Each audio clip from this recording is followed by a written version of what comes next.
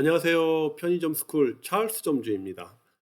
이번 주에는 조금 바빴습니다. 점포 한 개 점포를 전환을 받느라 조금 이제 전환 받고 뭐 루틴 만드는 작업을 하느라 주말 저번 주 목요일부터 이번 주 일요일까지 마무리를 하느라 조금 그 영상을 올리지 못했습니다. 네, 죄송한 말씀 다시 한번 드리고 오늘부터 다시 또 출발해 보도록 하겠습니다. 오늘 함께 다룰 주제는 이렇습니다. 편의점 알바생들과 우리 잘 지내야 하는 이유에 대해서 한번 제 나름의 견해로 말씀을 드려보려고 합니다. 자, 출발해 보시겠습니다. 알바생들과 잘 지내야 하는 이유. 오늘은 알바생들과 잘 지내야 하는 이유에 대해 질문의 형식을 빌어서 말씀을 드려보겠습니다. 질문 1번. 알바생 관리가 어려워 가족 경영을 선택하는 점주님들이 많습니다. 찰스는 가족 경영 대신 알바생 위주의 어떤 경영을 하고 있는데 알바생 경영을 하는 특별한 이유가 있습니까? 네. 특별한 이유는 없어요. 다만 가족 경영은 좋은 경영 모델이 될 수 없다는 것을 저는 인정하기 때문에 알바생 위주의 경영을 하는 거죠. 물론 짧고 굵은 경영, 1년에서 2년 정도 어떤 목적성이 있는 자금을 모으기 위해서라면 가족 경영에 대해 고민해 볼 수 있을 것 같습니다. 그러나 저는 1년에서 2년이 아닌 오랜 시간 편의점에 시스템을 넣어서 운영하는 것을 목적으로 하기 때문에 알바생 또는 직원, 매니저 경영을 모델로 설정했다고 보는 게 맞는 것 같습니다. 물론 알바생 운영은 여러 가지 해결하고 넘어야 할 허들이 좀 있습니다. 그러나 저는 이 허들이 피하는 것이 되면 안 된다고 생각을 합니다. 처음엔 허들의 높이에 망설이게 되고 두렵다고 느끼겠죠. 그러나 여러 번 시도하면서 넘어지시다 보면 넘어지는 게 참으로 짜증나게 아픈 건 사실이죠. 언젠가는 넘어설 수 있는 능력을 갖게 된다고 저는 생각합니다. 여러 번 넘어지니 결국 허들을 넘어서는 능력이 생기기는 하더군요. 세 번째, 이런 과정을 이겨내고 허들을 넘어설 수 있게 되는 것을 우리는 문화를 녹여냈다 또는 시스템을 만들었다라고 얘기를 합니다. 자, 네 번째입니다. 시스템을 만들려면 이것은 강력한 무기가 됩니다.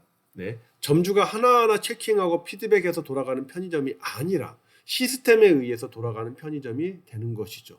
시스템에 의해 돌아가는 편의점은 점주의 시간을 확보해 줄 것입니다. 이 시간의 확보라는 이 개념은 개개인의 삶에서 큰 의미가 되고 삶을 좀 더 윤택하게 해줄 뿐만 아니라 우리의 삶이 확장될 수 있도록 도와줄 것입니다. 시스템을 만드는 것이 힘은 들지만 우리가 꼭 실행해야 할 그 이유인 것입니다. 두 번째 질문입니다.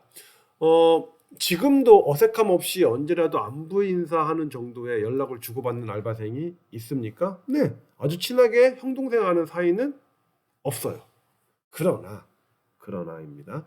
어색함 없이 언제라도 연락을 주고받는 알바생은 여러 명이 있습니다. 점포가 여러 점포다 보니 별도의 밴드를 만들어서 그곳에서 어떤 휴무 관리, 대체 근무 관리를 올리고 근무를 확정짓고 있고요. 대부분 근무가 끝나더라도 좋은 관계에서 끝날 수 있도록 노력을 기울이는 편입니다. 속된 말로 아름다운 이별을 위해서 노력을 한다, 에너지를 쏟는다, 시간을 들인다라고 합니다. 저는 나쁘게 헤어지면 결국 아쉬운 건 누굽니까? 저더라고요. 그리고 좋은 감정도 안 생기고요. 그래서 어떻게 하면 좋은 관계로 끝날 것인지에 대해 많이 고민하고 있습니다. 세 번째 질문입니다. 가장 기억에 남는 알바생이 있습니까? 베스트 또는 워스트. 이 글을 읽고 계시는 회원님이 원하는 대답은 아마도 이런 게 아닐까 싶네요. 최악의 알바생은 누구였는가? 최고의 알바생보다는 최악의 알바생이 궁금해하실 것 같습니다. 그때 그런 일이 있었을 때에는 정말 최악의 알바생이다라는 생각을 몇 날 며칠 했었던 것 같습니다. 그러나 지금 돌아보니 그것도 결국 시스템의 부실에서 초래되었음을 인정하게 되네요. 저의 입장에서는 그 알바생이 정말 말도 안 되는 최악의 알바생이었지만 그 알바생의 입장에서 본다면 그들의 도덕성 결여가 매장의 관리 부실에 의해 정당화될 수 있는 것으로도 나도 어쩔 수 없었어. 점주님이 애초에 일 많이 없다고 했는데, 막상 첫날 되니 일 해보니까 이건 너무 다른 거지, 말이. 그래서 나는 나를 보호하기 위해, 어쩔 수 없었어. 내 입장이라는 게 있었단 말이야. 여기 매장 관리하는 게 부실했네. 라고 생각해 볼 수 있다라는 거죠. 결국 상호 간에 어떤 입장이었는지가 중요한 것이 아닌가 싶습니다. 그래도 회원님들이 궁금해 하시는 아찔했었던 사례 몇 가지 말씀드려 볼게요. 베스트, 워스트, 아쉬움 등 모두 포함해서. 하나씩 사례 한번 들어가 보겠습니다. 대체 알바생이 있었는데 구글 기프트 카드랑 교통카드랑 한 75만 원어치 근무 후 먹튀하려다가 오전 근무자에게 시제 점검 부족으로 확인되었고 곧바로 점주에게 연락해서 오전 근무자가 저에게 연락을 해서 다시 입금받은 사례가 있었습니다. 생각해봐도 아찔하죠. 분명히 카운터 내부에는 일반인 들어올 수 없다고 교육대 전달했건만 출근 첫날부터 남자친구 들어오고 남자친구가 포스 계산도 하고 노트북으로 과제하고 스킨십하고 첫날 근무 퇴사 조치했죠. 세 번째, 야간 근무자가 손님하고 치고받고 싸워서 새벽 시간에 매장으로 출동했었던 일도 있었고 교대 시간에 근무자들 간에 치고받고 싸워서 또 밤 12시에 매장으로 출동했었던 적이 있었지요. 자, 그리고 또 뭐가 있었냐? 주간 근무자가 화장실 이용 도중에 쓰러져서 2시간 문이 열린 상태로 있다가 손님의 신고로 확인되어 출동했었던 일. 다행스럽게도 근무자는 2시간 후 의식을 회복하고 며칠간의 치료 끝에 컨디션을 회복했고요. 여섯 번째는 야간 근무자의 무단 결근. 이건 너무나 흔한 일이죠. 2시간 문도 닫았었고 저녁 근무자가 아침까지 짱 근무도 했었고 점주가 출근도 했었고 참으로 다이나믹했었죠. 일곱 번째, 구글 기프트 사기를 110만 원이나 당하고 어리둥절해하면서 저에게 연락이 왔었죠. 제가 차근차근 사기였음을 설명해 주니까 그제서야 본인이 사기당했음을 인식하고는 소리지르며 우는 소리가 전화기 너머로 들려오더라고요. 정말 가슴이 그때는 좀 찢어지더라고요. 마지막 여덟 번째, 매일매일 1만 원에서 2만 원 사이의 금액을 금고 보관 처리하고 현금을 횡령한 일도 있었네요. 어느 순간 본사 송금액과 실제 금액이 차이가 생겨서 확인해 보니까 야간 근무자가 매일매일 돈을 1만 원, 2만 원씩 횡령을 했더라고요. 부족 금액 리스트 만들어서 3개월 할부로 입금 받았던 일도 있었습니다. 재밌죠? 자, 네 번째, 알바생들과 좋은 관계를 유지해야 할 이유가 있습니까? 결국 아쉬운 건 점주라고 생각해요. 내 마음에 안 든다고 헤어질 결심을 하는 건 좋은 방법이 아니죠. 그것보다 먼저 매장 근무 시 필요한 기준을 설정하는 게 중요합니다. 그 기준을 설정하고 매장에 녹여내는 것이 우선적으로 해야 할 일이죠. 세 번째, 기준이 매장에 녹여진 상태에서 근무자가 그 기준을 따르지 않고 다른 근무자에게 피해를 주는 것이 확인되었을 때 헤어질 결심을 해야 하는 것이죠. 헤어진다고 모든 게 능사는 아니지만 새로운 근무자가 오면 또 그 나름대로 고충이 있습니다. 자, 네 번째. 그러니까 헤어질 결심을 하기 전에 아래에 제시하는 2가지 질문에 대해 확인을 먼저 해보시는 게 좋을 것 같아요. 첫 번째, 우리 매장의 운영 시스템은 점주와 근무자 그리고 고객 모두에게 윈윈이 되는 시스템인가? 그리고 우리 매장의 근무 기준은 점주와 근무자 모두가 인정하는 범위에서 설정되었는가? 이 2가지를 보셔야 되겠죠. 다섯 번째입니다.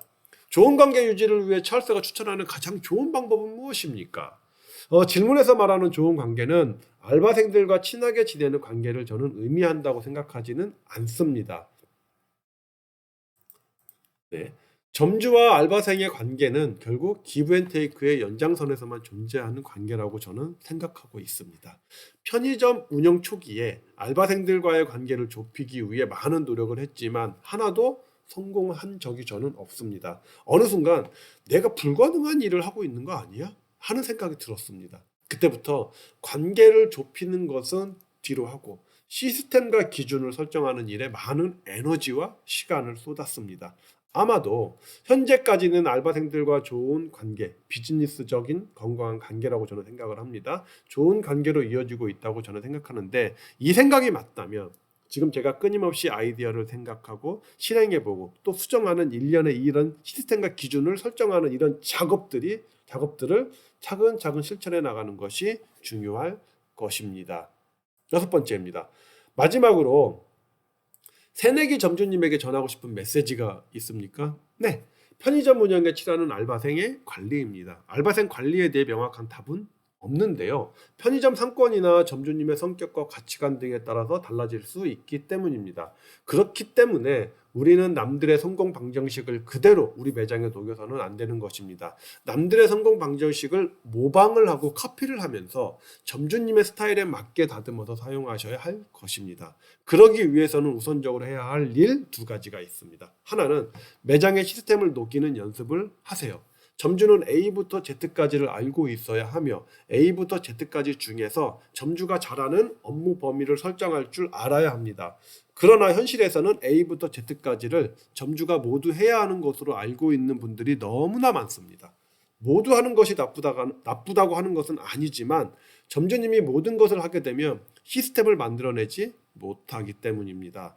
시스템은 누구에 의해 실행되는 것이 되지 못하죠. 누구와 함께 각자의 업무 범위가 설정되고 그 업무 범위를 각자가 맡은 바 역할을 이행했을 때 비로소 시스템이 만들어지는 구조입니다. 다른 하나는 매장의 근무 기준을 설정하는 연습을 하시기 바랍니다. 알바생은 결코 스스로 설계하고 스스로 실행하며 스스로 피드백하지 않습니다. 만일 이 세 가지를 실행한다면 그 알바생은 직원이 되어야 하겠죠. 당연히 직원에 맞는 급여가 설정돼야 하는 것은 당연하고요. 알바생은 우리 매장이 설정한 근무 기준을 확인하고 본인 근무 타임에 대한 업무의 범위를 확인하며 본인이 근무할 매장의 컨디션을 확인한 후에 근무를 선택하고 시작한다고 볼 수 있죠. 그러므로 우리는 그들의 선택이 올바른 선택이 될 수 있도록 매장의 기준을 좀 더 명확하게 설정해야 하는 것입니다. 어떠십니까?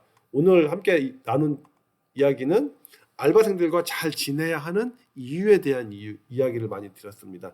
이런 부분 한 두 번 정도 더 영상을 보시면서 꼼꼼히 보시면 좋은 어떤 편의점 운영을 하실 수 있을 거라고 저는 자부합니다. 그 외에 또 편의점 알바생들과 관련된 궁금한 내용은 카페에서 올려주셔도 되고 저희에게 연락을 주시면 제가 자세하게 안내를 드리도록 하겠습니다. 지금까지 찰스 점주였습니다. 감사합니다.